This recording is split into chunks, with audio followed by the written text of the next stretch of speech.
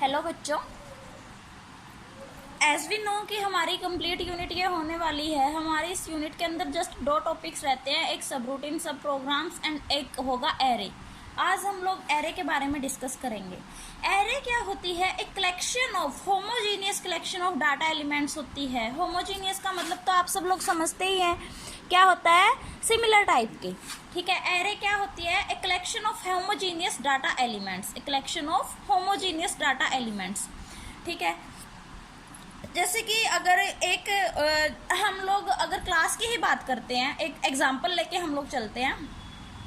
मेरा जैसे रजिस्टर है, अटेंडेंस रजिस्टर, आप सबने देखा ही होगा, किसी न किसी का तो देखा ही होगा, चलो मेरा नहीं देखा है तो उसके अंदर सारे के सारे देखो, अगर आप लोग देखोगे एक तरफ सारे के सारे सीक्वेंस सीरियल नंबर डाले हुए हैं, उसके बाद सबके नेम डाले हुए हैं, उसके बाद सबके रोल नंबर डाले हुए हैं। तो देखो एक कॉलम में ओनली सीरियल नंबर ही चल रहे हैं, है ना, एक कॉलम में ओनली नेम्स ही चल रहे हैं और एक कॉलम के अंदर ओनली रोल नंबर्स ही चल रहे हैं। तो ये क्या है? देखो एक column, first column is reserved for serial number, second column is reserved for names and third column is reserved for what? Roll numbers. तो एक पर्टिकुलर कॉलम की अगर मैं बात करती हूँ, उसके अंदर सारे के सारे सीरियल नंबर हैं जो कि सारे सारे इंटीजर्स हैं। सेकंड के अंदर सारे के सारे नेम्स हैं जो कि मेरे कैरेक्टर वेरिएबल्स हैं, और थर्ड के अंदर सारे के सारे अगेन इंटीजर्स हैं जो कि मेरे रोल नंबर्स को रिप्रेजेंट करता है। तो देखो ये क्या है? ये जो कॉलम्स की मैं बात कर रही हूँ, ये 1 डायमेंशनल एरे है। फर्स्ट कॉलम सीरियल नंबर, वो भी एक 1 डायमेंशनल एरे है जो कि सीरियल नंबर्स को अपने अंदर कंसिस्ट करता है। सेकंड कॉलम्स जो कि मेरे नेम्स को रिप्रेजेंट करते हैं, ये भी एक 1 डायमेंशनल एरे है जो कि डिफरेंट नेम्स को अपने अंदर कंसीडर करता है। और थर्ड कॉलम जिसकी कि मैं बात कर रही हूँ, जिसके अंदर सारे सारे रोल नंबर्स हैं, ये भी एक एरे है, 1 डायमेंशनल एरे, जिसके अंदर सारे के सारे इंटीजर रोल नंबर्स अवेलेबल होंगे। तो इसीलिए मैं कह रही हूँ कि homogeneous collection of data elements होती है। मतलब कि ऐसा नहीं हो सकता कि अगर एक हम लोग रियल का यूज़ कर ले, एक हम लोग वेरिएबल उसका यूज़ कर ले कैरेक्टर का, और एक हम लोग यूज़ कर ले इंटीजर का। नहीं, सिमिलर टाइप के होंगे, आइदर रियल, आइदर इंटीजर और आइदर कैरेक्टर, सारे के सारे सिमिलर टाइप के होंगे। तो इसीलिए अब उसके बाद हम लोग बात करते हैं मेरी एरे के टाइप्स क्या क्या होते हैं। एक होता है 1 डायमेंशनल एरे और एक होता है multi dimensional array. 1 dimensional and multi dimensional array. तो 1 डायमेंशनल एरे क्या है? अभी मैंने कहा ना कि सीरियल नंबर, जैसे कि ये पर्टिकुलर कॉलम था, इसके अंदर सारे के सारे सीरियल नंबर हैं। तो देखो ये क्या है तुम्हारा? ये एक 1 डायमेंशनल एरे होगा। ये कॉलम वाइज एक एरे होगा, कॉलम वाइज। ठीक है, अगर पर्टिकुलरली हम लोग ऐसे ले लें तो ये एरे कौन सा होगा? मेरा रो वाइज एरे होगा, जिसके अंदर डिफरेंट डाटा एलिमेंट्स मेरे स्टोर होंगे। तो I hope it is clear to you. 1 dimensional array either column wise होगा या फिर रो वाइज होगा। ऐसा नहीं होगा कि कॉलम वाइज भी हो जाए और रो वाइज भी हो जाए, ऐसा नहीं होगा, आइदर कॉलम और आइदर रो। तो अभी इसके लिए एक बार सिंटेक्स हम लोग डिस्कस करते हैं। क्या होगा? एरे नेम और इसके अंदर ब्रैकेट्स के अंदर सबस्क्रिप्ट, एरे नेम और सबस्क्रिप्ट। अभी एक बार इसके बारे में बात करते हैं। एरे नेम, जैसे कि मेरे क्लास रजिस्टर का ही मैं ऊपर लिखती हूँ बीएससी नॉन मेडिकल या BSc second year computer science, इस टाइप से लिखती हूँ ना, तो वो क्या है? उस पर्टिकुलर पेज की, मतलब उस पर्टिकुलर कॉलम्स की क्या है? वो आइडेंटिटी है, मतलब उसको मैंने नेम दिया है। उसके बाद जब हम लोग रोल नंबर डालते हैं एक सीरीज के अंदर, एक कॉलम के अंदर, तो उस कॉलम के ऊपर हम लोग मेंशन करते हैं दैट इज रोल नंबर लिख के, और उसके नीचे हम लोग सारे के सारे रोल नंबर्स को लिखेंगे। तो ये क्या हुआ? एरे का नेम हुआ। अब सबस्क्रिप्ट की हम लोग बात करते हैं। सबस्क्रिप्ट क्या है कि फर्स्ट नंबर पे कौन सा है, ये आइडेंटिफाई करेगा बॉक्सेस को, नंबर्स को। ठीक है, सबस्क्रिप्ट का मतलब कि फर्स्ट नंबर पे, सेकंड नंबर पे, थर्ड नंबर पे, फोर्थ नंबर पे, दैट इज एड्रेस। जैसे कि अभी तुम लोग उसमें बैठे हो, एक रो के अंदर बैठे हो, अगर मेरे पास जैसे अपने कॉलेज में एक रो में 7 बेंचेस हैं ना, तो तुम लोग 7 के 7 बच्चे एक रो में बैठती हो। मैं बोलती हूँ फर्स्ट बच्चा, सेकंड बच्चा, थर्ड बच्चा। तो ये क्या है? तुम्हारी एक सबस्क्रिप्ट है कि तुम लोगों ने अपना वो प्लेस लिया हुआ है पर्टिकुलर, उस बेंच के ऊपर वो बच्चा है, और मैं उसको बोलती हूँ फर्स्ट बच्चा, सेकंड बच्चा। फर्स्ट बेंच के ऊपर जो बैठा है वो फर्स्ट बच्चा, सेकंड बेंच के ऊपर जो बैठा है सेकंड बच्चा।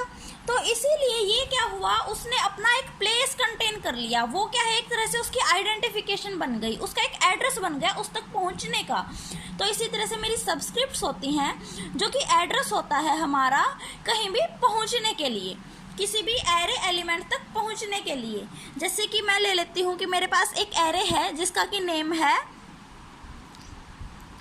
ए क्या है, मेरा एरे नेम है, और इसका सब्सक्रिप्ट मैंने दे दिया एम। ए क्या है, एरे नेम है, और एम क्या है, इसका सब्सक्रिप्ट है। तो ए क्या है, एक एरे नेम हो जाएगा, और एम सब्सक्रिप्ट जो होगा ये हमेशा ही इंटीजर टाइप होगा। देखो रोल नंबर्स होंगे या फर्स्ट बेंच होगा, सेकंड बेंच होगा, ये तो होगा नहीं 1.1 बेंच, 1.2 बेंच, 1.3 बेंच, नहीं। सब्सक्रिप्ट्स हमेशा इंटीजर होती है, कभी भी रियल नंबर नहीं होती। तो इसको हमेशा ब्रैकेट्स के अंदर लिखा जाता है, पहली बात। अभी एक बार हम लोग एक एग्जांपल की हेल्प से इसको डिस्कस करते हैं। जैसे कि मैंने क्लास में टेस्ट लिया तुम बच्चों से, ठीक है, तो मैंने एक टेस्ट लिया पर्टिकुलर, और मेरी क्लास के अंदर उस टाइम प्रेजेंट थे तुम लोग 1 2 3 4 5 6 बच्चे प्रेजेंट थे, ठीक है। तो ये first, second, third, fourth, fifth, 6 बच्चे प्रेजेंट थे। तो फर्स्ट बच्चे के मार्क्स आए 40, सेकंड के आए 20, थर्ड के 22, 24, 28, 29, इस टाइप से आए, ठीक है। तो अभी देखो, और इसका नाम क्या है, इस एरे का नाम क्या है, ये टेस्ट क्या है तुम्हारा, इस एरे का नाम हुआ। तो हम लोग इसको कैसे आइडेंटिफाई करेंगे, देखो एरे नेम और अंदर क्या है फिर सब्सक्रिप्ट, तो टेस्ट और ब्रैकेट में फिर ये 1, तो टेस्ट, और जब ये 1 आएगा तो मेरा ऑटोमेटिकली कंट्रोल जो होगा सिस्टम के अंदर वो यहाँ 40 पे चला जाएगा कि फर्स्ट के अंदर क्या वैल्यू है 40 टेस्ट, और फिर यहाँ पे अगर मैं 2 देती हूँ तो मेरा कंट्रोल ऑटोमेटिकली सेकंड पे चला जाएगा और वो यहाँ से वैल्यू कंटेन करेगा, दैट इज इक्वल टू 20। अगर मैं दूँ टेस्ट 3 तो मेरा कंट्रोल डायरेक्टली यहाँ चला जाएगा थर्ड के ऊपर, और यहाँ से वैल्यू अपनी कंटेन करेगा, that is equal to 22। I hope it is clear to you. इसी तरह से हम लोग 6 के 6 बच्चों के मार्क्स को आइडेंटिफाई कर सकते हैं। यहाँ पे टेस्ट क्या था, मेरा एरे का नेम था, और इसकी डायमेंशन कितनी थी, मतलब डायमेंशन नहीं सॉरी सब्सक्रिप्ट टोटल कितनी थी इसके अंदर 6। अभी डायमेंशन की हम लोग आगे बात करेंगे, बिकॉज विदाउट डायमेंशन एरे हम लोग कभी यूज नहीं कर सकते सिस्टम के अंदर। अभी हम लोग आगे थोड़ी देर में बात करेंगे। सेकंड थिंग हम लोग बात करते हैं मल्टी डायमेंशनल एरे की। किसकी बात करते हैं हम लोग, मल्टी डायमेंशनल एरे की। मल्टी डायमेंशनल एरे मेरी वो है जिसके अंदर की कॉलम्स एज वेल एज रो, मतलब एक से ज़्यादा सब्सक्रिप्ट्स जिसके अंदर इंक्लूडेड होती हैं। अभी एक बार इसकी बात कर लेते हैं हम लोग। जैसे अभी हमने लिया था कि एक बेंच पे एक बच्चा बैठा है, अगर मैं इसी को ऐसे लेके चलूँ कि एक बेंच के ऊपर, हर एक बेंच के ऊपर 2 बच्चे बैठे हैं, तो हर एक बेंच के ऊपर जब 2 बच्चे हुए तो फर्स्ट रो में से, मतलब फर्स्ट बेंच के ऊपर जब मैं बच्चा उठाऊंगी तो उसको देखो ऐसे आइडेंटिफाई करूंगी, या तो लेफ्ट वाला या राइट वाला। इसी तरह से सेकंड बेंच के ऊपर से जब बच्चे की बारी आएगी तो फिर मैं उसको कहूंगी आइदर राइट और लेफ्ट, है ना। तो देखो फर्स्ट बेंच हुआ, उसके ऊपर राइट और लेफ्ट 2 हुए, सेकंड बेंच हुआ, उसके ऊपर राइट और लेफ्ट 2 हुए। तो देखो हर एक बच्चे को आइडेंटिफाई करने के लिए हमें 2 सब्सक्रिप्ट्स की जरूरत पड़ी, एक तो बेंच की और एक राइट लेफ्ट की, है ना। तो मल्टी डायमेंशनल एरे मेरी वही होती है जिसके अंदर या तो 2 या 2 से ज़्यादा हमारी सब्सक्रिप्ट्स प्रेजेंट होती हैं। मैट्रिक्स तो तुम बच्चों ने पढ़ी ही होगी, हर एक ने मैथ के अंदर मैट्रिक्स पढ़ी है। वो जो मैट्रिक्स होती है ना, मैट्रिक्स जिसके अंदर रो एज वेल एज कॉलम्स मेरे इंक्लूड होते हैं, वो होती है मेरी मल्टी डायमेंशनल एरे। क्या होती है ये, मैट्रिक्स जिसके अंदर रो एज वेल एज कॉलम्स मेरे इंक्लूड होते हैं। एक बार हम लोग इसका सिंटैक्स डिस्कस कर लेते हैं। जैसे कि एरे नेम और फिर subscript 1, subscript 2, array name subscript 1 और सब्सक्रिप्ट 2। जैसे मैं एग्जांपल लूँ, अगर एक एग्जांपल हम लोग छोटा सा लेके चलेंगे। जैसे कि मैं यही हम लोग क्लास में टेस्ट की बात करते हैं। अभी मैंने कहा था कि मैं ओनली एक टेस्ट लेती हूँ, ठीक है। अभी अगर मैं लूँ कि मैंने तुम्हारी क्लास में 2 टेस्ट ले लिए, ठीक है, 2 ले लो, 3 ले लो, कितने भी ले लो, मैंने उसी क्लास के अंदर 2 टेस्ट ले लिए और मेरी क्लास के अंदर वही 6 बच्चे प्रेजेंट थे, 1 2 3 4 5 6, यहाँ पे फर्स्ट सेकंड। ये क्या है मेरी कॉलम्स और ये क्या है मेरी रो। तो अभी मैं बात कर रही थी सब्सक्रिप्ट की, तो एरे नेम, इस एरे का नेम क्या है मेरा टेस्ट। तो देखो बच्चों, इसके अंदर टेस्ट और फिर 1 1, ये 1 1 क्या है, तुम्हारी फर्स्ट रो का फर्स्ट कॉलम, मतलब जो पहले आता है ना, जैसे ये एरे नेम, जैसे मैं ए ले लेती हूँ और फिर L, M, जो ये L है ये रिप्रेजेंट करता है रो को, और जो ये M है ये रिप्रेजेंट करता है मेरे कॉलम को। L किसको रिप्रेजेंट करता है, रो को, और M किसको रिप्रेजेंट करता है, कॉलम को। तो इसी तरह से ये जो फर्स्ट वन है ये रिप्रेजेंट करता है मेरी रो को, और सेकंड वन रिप्रेजेंट करता है मेरे कॉलम को। तो 1 1 पे जब मेरा जाएगा, मैं वैल्यू 1 1 से वैल्यू लूंगी, तो फर्स्ट बच्चे के फर्स्ट टेस्ट के अंदर कितने मार्क्स होंगे, मेरा कंट्रोल यहाँ जाएगा। यहाँ पे मान लिया मैंने 20 है तो वैल्यू देगा 20। अब उसके बाद टेस्ट 1 और 2, मतलब फर्स्ट रो के अंदर सेकंड कॉलम में बच्चे के कितने मार्क्स हैं, मतलब फर्स्ट टेस्ट के अंदर सेकंड बच्चे के कितने मार्क्स हैं, मैंने मान लिया यहाँ पे है 28, तो ये वैल्यू दे देगा हमें 28। इसी तरह से अगर मैं इसकी बात करूँ, यहाँ पे मैंने मान लिया 32 मार्क्स हैं, तो इसको हम लोग कैसे आइडेंटिफाई करेंगे, टेस्ट के अंदर सेकंड रो में और फोर्थ कॉलम में, रो और कॉलम कितने मार्क्स हुए, 32। तो इसी तरह से एरे के डिफरेंट टाइप्स पे भी डिफरेंट लोकेशंस पे डिफरेंट वैल्यूज हम लोग कंप्यूटर को रीड करवाएंगे, वो वहाँ से वैल्यू लेगा और अपने डाटा को स्टोर करेगा, रीड करेगा, रन आउट करेगा, वैल्यूज को यूज करेगा, जो भी करना है वो सब कुछ करेगा। I hope it is clear to you. एक बार अभी हम लोग बात करते हैं डायमेंशन की। डायमेंशन में बोल रही थी कि विदाउट डायमेंशन हम लोग एरे को कभी यूज नहीं कर सकते। जैसे देखो, हम लोग किसी भी वेरिएबल को जब आइडेंटिफाई करते थे तो लिखते थे ना पहले कि वेरिएबल टाइप, फिर उसका वेरिएबल नेम, है ना। तो वेरिएबल टाइप इंटीजर भी देते थे, रियल भी देते थे, फ्लोट भी देते थे, हमारा जो भी मन करता था हम लोग वही देते थे। इसी तरह से डायमेंशन होता है एरे के अंदर।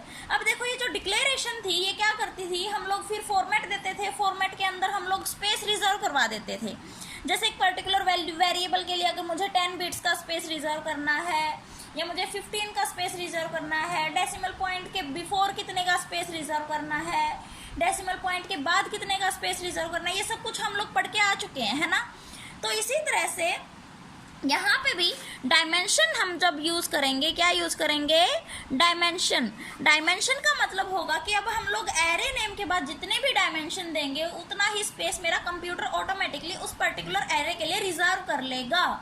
तो स्पेस रिजर्व करवाने के लिए डायमेंशन की रिक्वायरमेंट मस्ट है।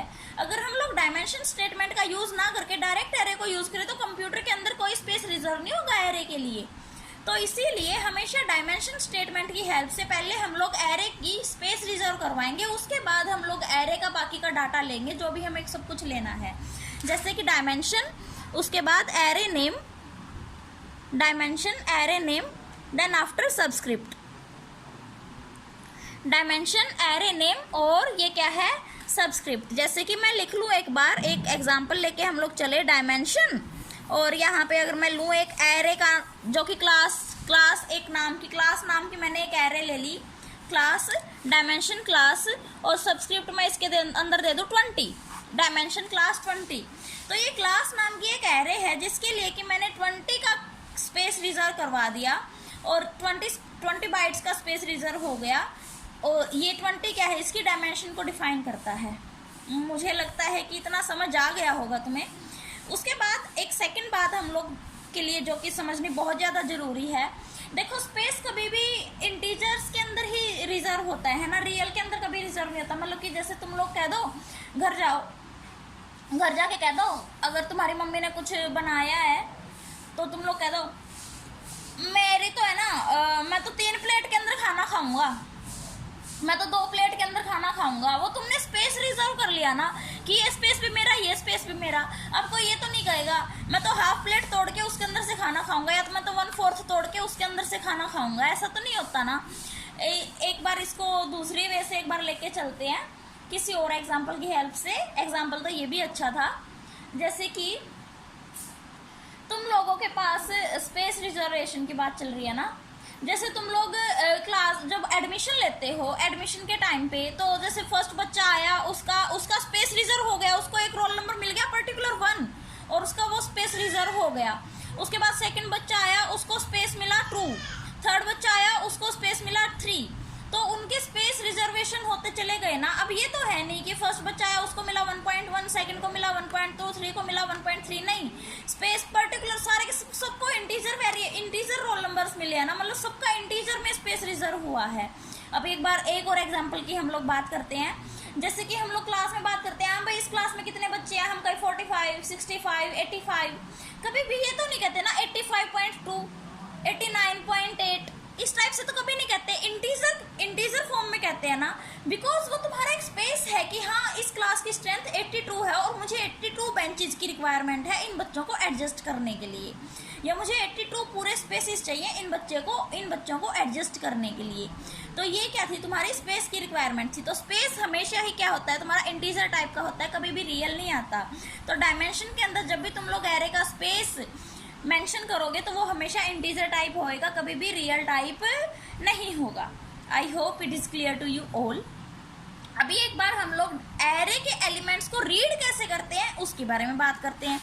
जैसे कि मैं स्टार्टिंग में एक एरे डिफाइन करती हूँ, डायमेंशन यही ले लेती हूँ मैं क्लास, और स्पेस दे दिया मैंने इसको 20। उसके बाद डू लूप यूज करूंगी मैं। एक तो मेरी बात ध्यान से सुनो, देखो तुम लोगों को क्या करना है, क्लास के अंदर तुम चाहे 10 स्पेसिस का यूज करो, 8 का यूज करो, 20 का करो, कितने का ही कर सकते हो, 21, 22 का तो कर नहीं सकते, बिकॉज तुम लोगों ने स्पेस ही 20 के लिए रिजर्व करवाया है ना। तो 20 के लिए जब स्पेस रिजर्व करवाया तो तुम उनमें से 8 भी यूज कर सकते हो, 10 भी यूज कर सकते हो, 16 भी यूज कर सकते हो, it depends upon your choice.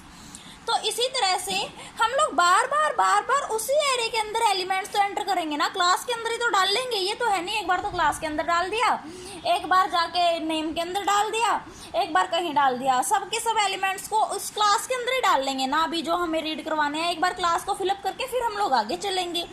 तो ये देखो ये रिपीटेशन हुई ना, बार बार हम लोग क्लास को कॉल करेंगे, हाँ भाई तेरे फर्स्ट वेरिएबल की वैल्यू ये हुई, सेकंड स्पेस की तेरी वैल्यू ये हुई, थर्ड की तेरी वैल्यू ये हुई, है ना।